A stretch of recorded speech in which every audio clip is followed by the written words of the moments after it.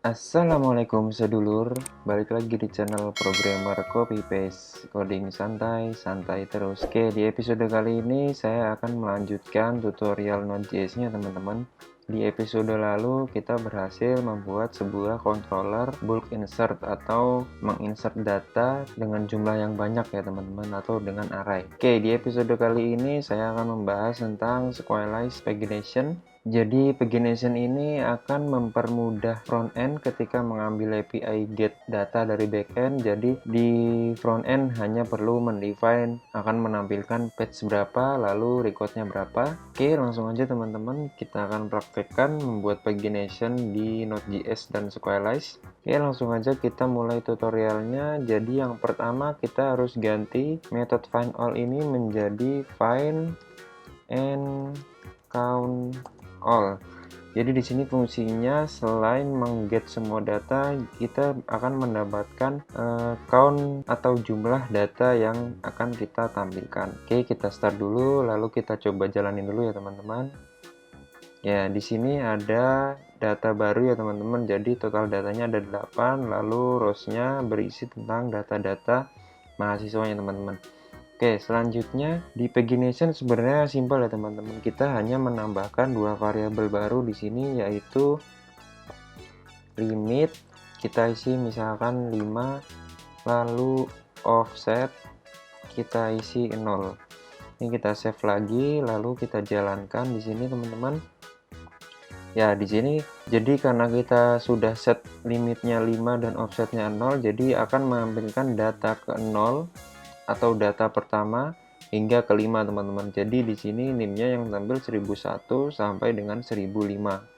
Oke, selanjutnya kita akan buat dua variabel ini menjadi variabel yang sangat dinamis ya teman-teman. Jadi nanti variabel ini akan mengakomodir berapa data yang kita tampilkan, lalu page berapa yang akan kita tampilkan. Oke, pertama-tama kita buat dua variabel baru di sini teman-teman.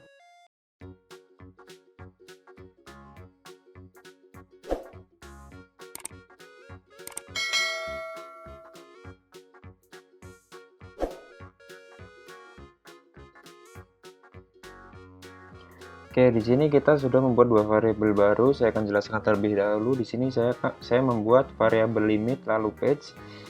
Limit ini kita akan dapatkan dari requery record lalu requery page. Kenapa saya buat pass in di sini? Karena data dari requery param ini hanya akan mengirimkan data string ya teman-teman. Untuk di variabel ini hanya menerima data integer. Jadi kita harus parse ke integer dulu. Oke, selanjutnya saya akan membuat dua variabel bantu.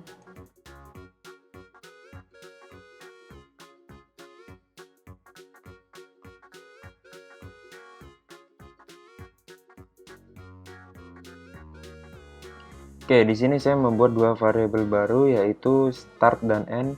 Start ini fungsinya akan menghitung data pertama dari setiap page yang diinput dan limit yang diinput. Lalu end juga sama, data terakhir yang diinput oleh page dan limit. Oke, selanjutnya kita akan aplikasikan di variabel limit dan offset.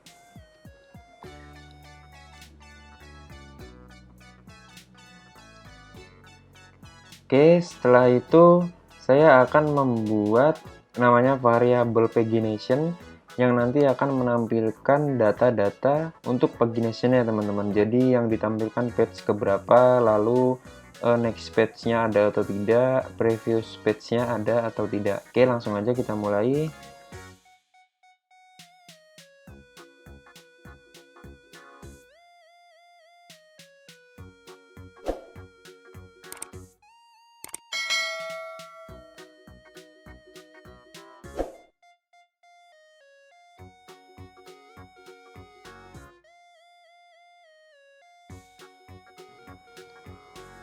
Oke, di sini saya membuat dua variabel baru ya teman-teman. Namanya countFiltered atau countFilter adalah data dari jumlah data mahasiswa ya teman-teman. Lalu yang kedua saya membuat variabel pagination. Di pagination ini terdiri dari total row dan total page. Total row ini sama dengan countFilter ini ya teman-teman. Jadi mahasiswa count atau jumlah data mahasiswa. Lalu total page-nya ini adalah hasil bagi antara jumlah data mahasiswa dan limit. Jadi kenapa di sini saya pakai math.cell function, karena nanti mungkin ketika ada pembagian yang hasilnya tidak bulat atau misalkan 0,5, maka akan dibulatkan ke atas ya teman-teman. Oke, selanjutnya saya akan mendefinisikan page next-nya dan page previous-nya jika ada teman-teman. Oke, langsung aja.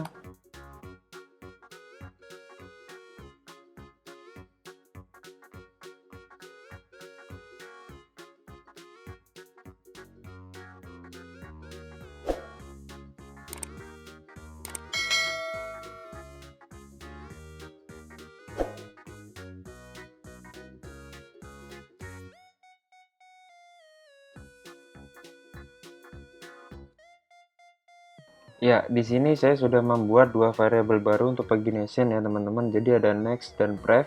Jadi next ini akan muncul ketika ada data di page selanjutnya, dan ketika jumlah n-nya ini, jumlah data terakhirnya kurang dari total count atau total data mahasiswa.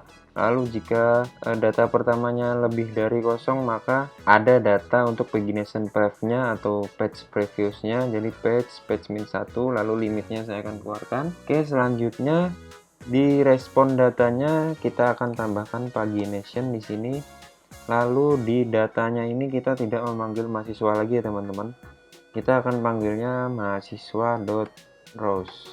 Oke, kita save dulu. Lalu kita coba di Postman ya teman-teman. Kita akan definisikan di sini page-nya page 1, lalu recordnya 10. Lalu kita send. Ya, di sini muncul ya teman-teman. Ini akan muncul semua datanya dari data pertama sampai data ke-8 ya, NIM sampai NIM ke-8. Di sini ada total row-nya 8, total page-nya 1 karena datanya 8, tapi saya akan menampilkannya 10 record dalam satu page.